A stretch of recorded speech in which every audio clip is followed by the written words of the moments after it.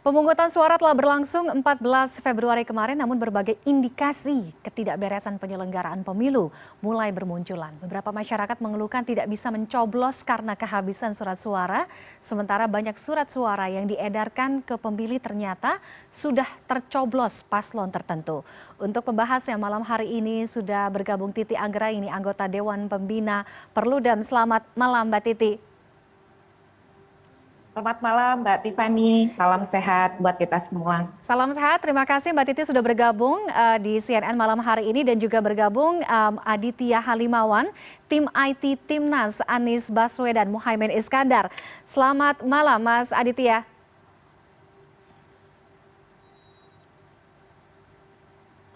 Mas Aditya bisa mendengar suara saya? Kalian. Bisa. Oke, baik. Halo, suara saya jelas?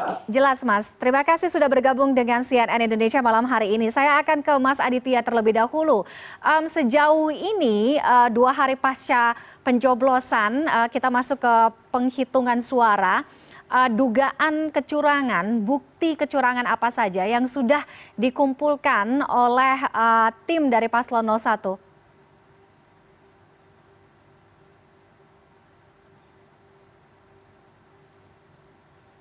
Siap, Mbak Tiffany. Jadi, kalau kita lihat apa yang sudah kita lakukan selama ini, bahkan dari sebelum pemilu diselenggarakan gitu ya, pendaftaran sampai hari ini, kita melakukan itu dan dokumentasikan laporan kecurangan di seluruh proses pemilu. Jadi nggak hanya pada saat hari H pencoblosan, tapi juga sebelum pemilu dimulai.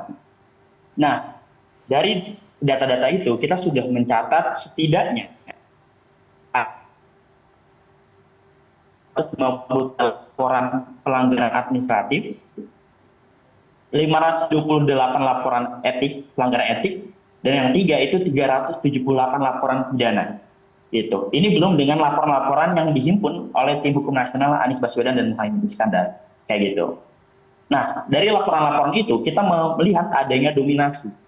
Seperti saat di pelanggaran administratif, itu perihal perhitungan dan rekapitulasi suara, pemungutan suara, bahkan pemutakhiran data pemilih. Begitu. Bahkan saat kemarin hari pencoblosan suara, laporan itu naik sekitar 700 lebih perihal pemungutan suara, perhitungan suara.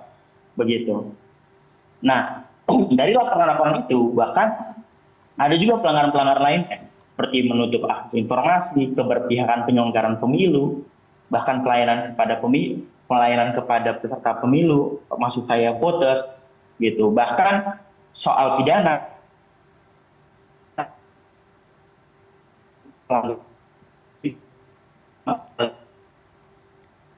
dan semacamnya, hingga intimidasi pada pemilu.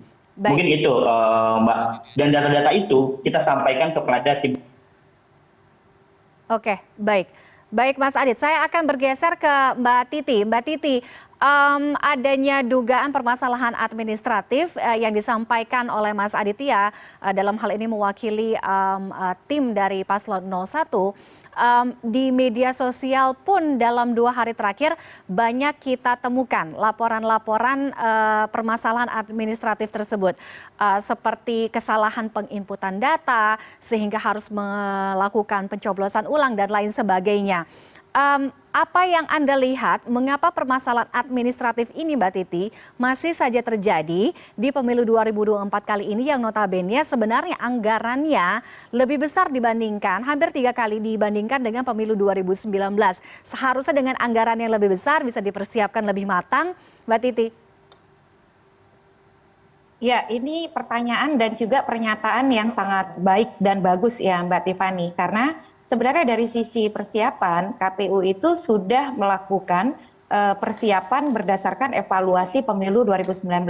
Jadi kalau pada 2019, panitia di tingkat TPS atau KPPS yang dilatih itu hanya 2 orang. Sekarang yang dilatih itu 7-7-nya dilatih. Tetapi memang masih terdapat pelanggaran administratif pemilu. Apa yang dimaksud pelanggaran administratif pemilu? Itu adalah pelanggaran terhadap tata cara, prosedur, dan mekanisme di dalam pengadministrasian tahapan pemilu. Dalam hal ini kita spesifikkan yaitu tahapan pemungutan dan penghitungan suara. Apa saja tipologi yang terjadi? Tipologinya bisa dua, Mbak Tiffany. Satu, itu menyangkut kelalaian. Kelalaian ini bisa disebabkan oleh lack of capacity, jadi kurangnya kapasitas dari si petugas. Dan ini bisa diidentifikasi oleh beberapa hal. Satu, walaupun dilatih, tapi karena pelatihannya massal, dia tidak berkonsentrasi dan kemudian tidak memahami prosedur teknis. Jangan kira kalau sudah berkali-kali jadi KPPS, otomatis dia bisa dan kemudian mengerti prosedur teknis sepenuhnya. Tidak seperti itu. Jadi ada yang memang misalnya karena dia sudah berkali-kali, dia masih mengikuti pola-pola lama, padahal ternyata ada perubahan. Atau yang kedua, karena banyak sekali petugas yang baru. Nah, petugas yang baru ini ternyata tidak sepenuhnya mempelajari buku panduan, mempelajari peraturan, dan ketentuan-ketentuan teknis. Ya, kita juga harus vakum dan maklum ya, tidak semua mereka itu punya waktu, ada yang bekerja dan kemudian intensitas kerjanya cukup tinggi, sehingga mereka memiliki keterbatasan untuk mempelajari aturan-aturan yang ada. Meskipun itu juga tidak bisa jadi pembenaran. Nah, yang pertama tadi kelalaian, Mbak. Yang kedua itu faktor kesengajaan. Nah, faktor kesengajaan ini bisa dikontribusikan oleh keberpihakan atau kemudian kepentingan yang sifatnya partisan ataupun transaksional, karena dia menjadi bagian dari transaksi tertentu. Misalnya ada iming-iming, ada kickback begitu ya, tawaran uang untuk misalnya mengumpulkan sejumlah suara tertentu.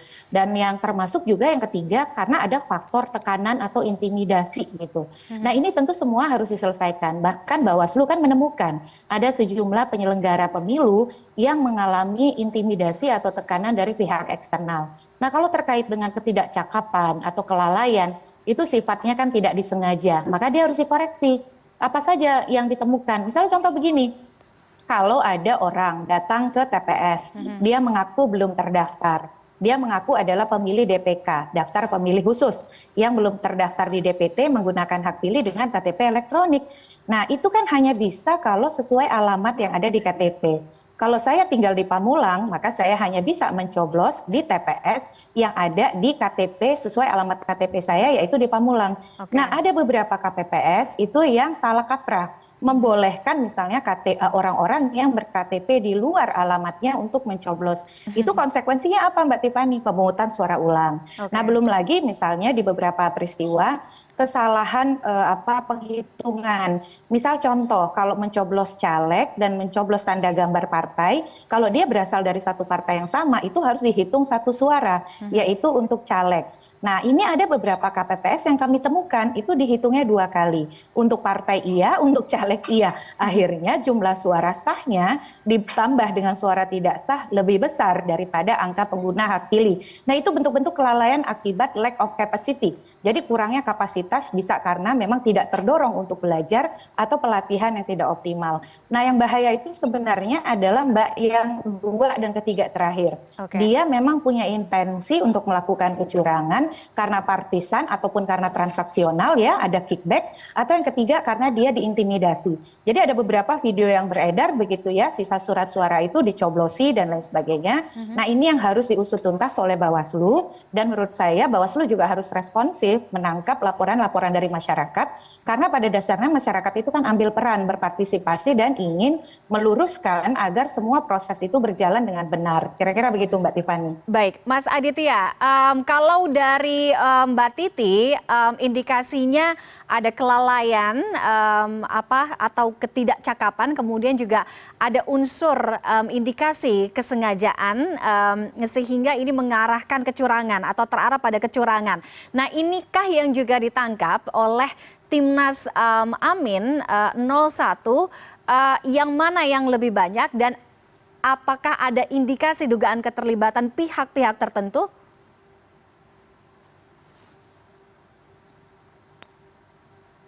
Siap, terima kasih Mbak Tiffany. Ini cukup berat pertanyaannya, sedikit politis gitu ya, karena kita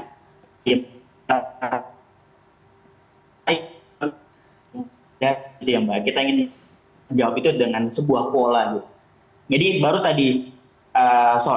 tadi siang kita preskon di salah satu rumah pemenangan begitu di Brawijaya, kita sampaikan bahwa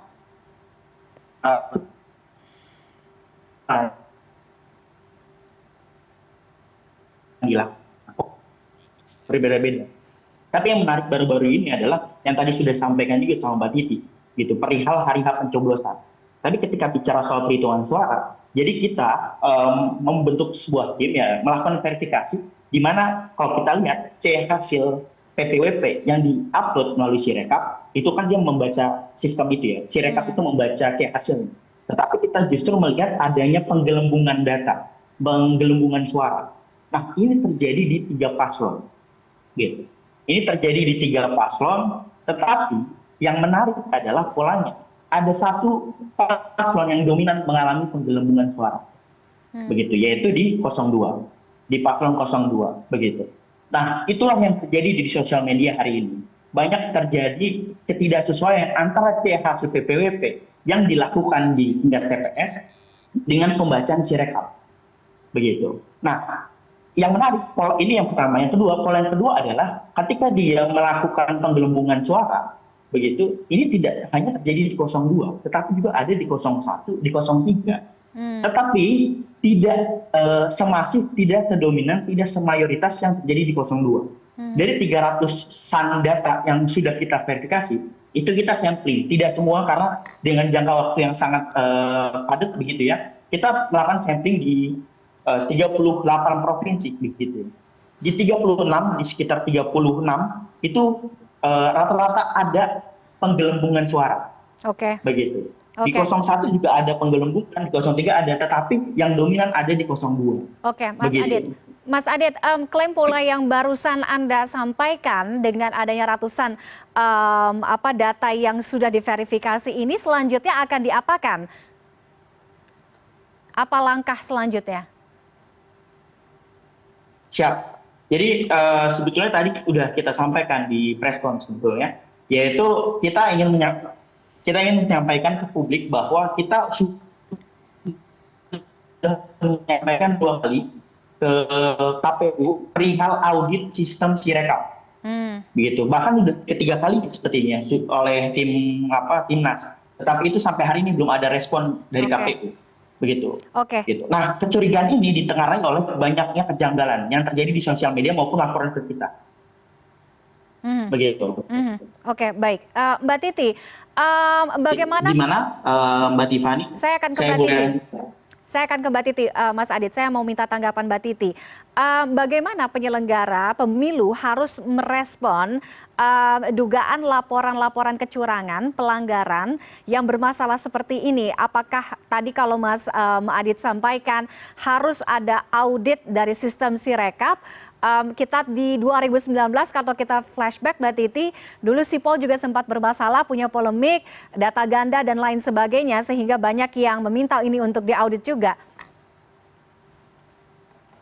Mbak Tiffany, ini pertama kita harus berangkat dari pemahaman Sirekap itu adalah alat bantu untuk transparansi dan juga memastikan akuntabilitas proses dan memberi ruang partisipasi masyarakat. Apa yang dilakukan oleh Timnas, masyarakat yang aktif mengkritisi dan mengkoreksi salahnya input data dibandingkan dengan foto C hasil yang diunggah. Jadi Sirekap itu cara kerjanya Mbak Tiffany, dia mengunggah 2 hal. Pertama, dia mengunggah foto C hasil yang merupakan hasil penghitungan suara di TPS yang kalau presiden itu ada 3 lembar. Jadi dia foto yang ini nih, ini yang ada di layar, ini namanya C hasil Mbak. Jadi difoto dan diunggah. Lalu kemudian aplikasi atau sistem membaca angka di dalam foto itu dan kemudian dikonversi menjadi angka-angka. Ini yang terjadi adalah di fotonya tertulis 86. Ketika dikonversi menjadi angka-angka dengan aplikasi dan sistem itu menjadi 886. Nah, pertanyaan apakah itu serta-merta merupakan penggelembungan? Menurut saya yang pertama adalah ada problem dengan aplikasi, iya betul gitu ya, karena itu dijumpai di beberapa tempat. Tapi apakah dia serta-merta adalah penggelembungan? Ini kita masuk yang kedua. Penghitungan suara dan rekapitulasi suara secara aturan itu dilakukan secara manual dan berjenjang. Jadi dari TPS, nanti hasil TPS akan direkap di kecamatan. Direkap di kecamatan itu berbasis dengan data dari hasil TPS yang kalau dalam hal ini kenapa concern Mas Aditya jadi relevan, walaupun basisnya adalah data manual dan setiap pasangan calon saksinya mendapat salinan, jadi ada yang tadi di plano itu Mbak, lalu disalin, salinannya ada 2 lembar, setiap saksi pasangan calon itu dapat, dan pengawas TPS.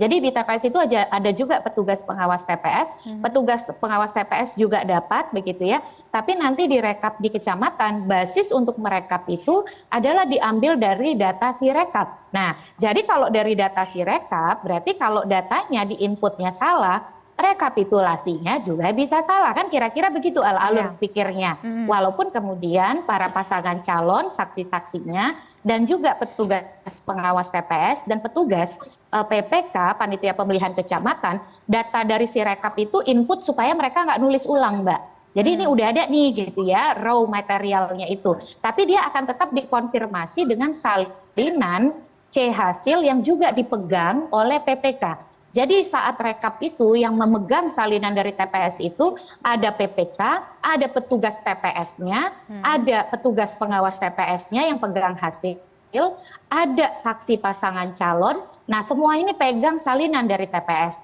Jadi yang diperlukan supaya input itu yang salah itu tidak berlanjut, maka PPK harus memedomani hasil otentik yang berupa salinan dari TPS. Lalu saksi pasangan calon juga harus memastikan yang dia pegang sebagai salinan yang merupakan akta otentik yang berasal dari hasil penghitungan suara di TPS, itulah yang diinput di dalam proses rekapitulasi di kecamatan. Tapi untuk memastikan bahwa memang tidak ada salah dalam rekapitulasi, ya memang teman-teman harus berisik dari sekarang. Jadi kalau ada data yang tadi 86 jadi 886, ya harus dipastikan itu terkoreksi. Karena jangan sampai nanti itu digunakan sebagai basis rekap di kecamatan, ya mohon maaf ya, banyak peristiwa bisa terjadi, itu loss jadinya ya, atau loss gitu ya. Nah itu yang memang menurut saya memang harus berisik karena bagian dibuka itu untuk memastikan kebenaran dan validitas, tapi di saat yang sama juga harus kita ingat proses itu berlangsung secara manual. Nah, ketika rekap yang sekarang sedang berlangsung di kecamatan, semua pihak PPK, petugas pengawas TPS yang merupakan jajaran dari Bawaslu, termasuk saksi pasangan calon itu harus dijaga integritasnya. Sehingga yang digunakan sebagai basis rekap adalah hasil yang benar begitu. Kira-kira begitu, Mbak. Oke, kalau dari penjelasannya Mbak Titi soal pengawasan di lapangan ini sebenarnya sudah standarnya sudah oke ya. Double triple layer di sana, ada saksi, ada petugas dan lain sebagainya. Nah, Mbak Titi, artinya apakah dengan laporan-laporan dugaan kecurangan, kesalahan administratif seperti ini dapat melemahkan legitimasi dari hasil pemilu itu sendiri? Ya, itu sudah pasti konsekuensi dari misalnya terlalu banyak keraguan terhadap profesionalitas dan kredibilitas. Ini masalah begini Mbak Tiffany, meskipun Sirekap ini adalah alat bantu, tapi dia instrumen resmi dalam artian ini adalah sistem informasi aplikasi yang resmi diproduksi atau dirilis oleh KPU. Jadi walaupun kita mengatakan ya tapi kan itu alat bantu, yang dipakai itu yang manual. Tapi kan tidak semua orang itu seperti Mbak Tiffany ngikuti berita politik tiap hari. Seperti Mas Aditya ya yang ngoprek-ngoprek data tiap hari, atau seperti saya yang meneliti pemilu. Masyarakat itu kadang-kadang pahamnya awam saja. Kalau segala sesuatu yang keluar dari KPU berarti itu data dan kemudian sumber yang terverifikasi. Padahal kan itu masih ada validasi lagi ya.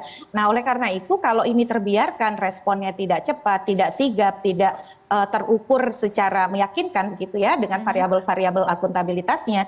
Jadi ini akan terus melanggengkan spekulasi dan kontroversi. Pada akhirnya bisa timbul keyakinan di masyarakat. Oh jangan-jangan, bukan jangan-jangan lagi KPU-nya curang nih, KPU-nya nggak beres nih, KPU-nya berpihak nih. Nah oleh karena itu narasi counter narasi dari KPU sangat diperlukan, tetapi bukan hanya minta maaf begitu ya, yang harus dilakukan satu, mengkoreksi dan menjelaskan, menelusuri, memperbaiki kinerja Sirekap dan juga memastikan tidak ada pengulangan salah-salah di dalam penginputan. Mbak Tiffany, saya juga ingin mengajak semua masyarakat publik, jangan hanya aware pada Pilpres. Tolong ya, ini pemilu kita itu ada 5 posisi yang dipilih. Ada presiden, ada DPR, ada DPD, DPRD provinsi, DPRD kabupaten kota. Kalau kawan-kawan, Bapak Ibu semua, pemirsa CNN, penonton CNN, melihat data dari DPR, DPRD, waduh, itu lebih-lebih lagi Mbak Tiffany. Oke. Jadi daftar pemilihnya ada 200 contohnya, surat-suara yang digunakan ada 300. Lo tambahan 100-nya dari mana? Nah, itu contoh di pemilu legislatif. Jadi, ayo kawal dua-duanya. Pilpres penting, tapi pemilu legislatif juga penting untuk mendapatkan atensi kita yang sama. Kira-kira Baik. begitu. Mas Adit, singkat saja dengan adanya dugaan pelanggaran administratif yang dikumpulkan oleh Timnas 01, Timnas Amin ini, apakah selanjutnya 01 akan membuka peluang komunikasi dengan tim dari paslon lain untuk mengusut dugaan kecurangan kah?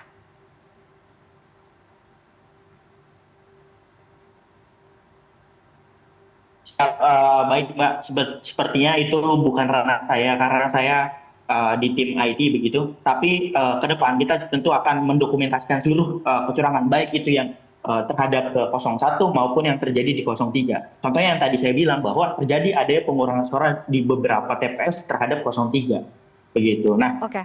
kurang lebih itu Mbak Tiffany. Tapi sebagai tadi untuk respon juga menambahkan, saya sangat sepakat bahwa saat ini Pilpres belum selesai, Pilpres belum usai hari ini. Maka dari itu, perhitungan yang berjenjang itu harus dikawal betul-betul, baik itu oleh pers, jurnalis, maupun masyarakat hari ini. Karena di situ ada pemilihan Pilpres, ada pemilihan legislatif, yang mana itu ada tahapan-tahapan pembetulan. Ketika pun nanti ada penggelembungan suara, ada pengulangan suara, itu nanti hasil akhirnya itu akan berada di KPU nasional, tetapi berjenjang dari bawah. Nah, tahapan-tahapan itulah yang harus kita awasi bersama. Begitu, Baik. Mbak. Baik, terima kasih Mas Aditya Halimawan, tim IT Timnas Amin sudah bergabung dengan Pilihan Indonesia pada hari ini, dan juga Titi Anggraini, anggota Dewan Pembina Perludem. Selamat malam Mbak Titi dan juga Mas Aditya. Selamat malam, terima kasih Mbak Tiffany. Mas Adit. Selamat malam, terima kasih.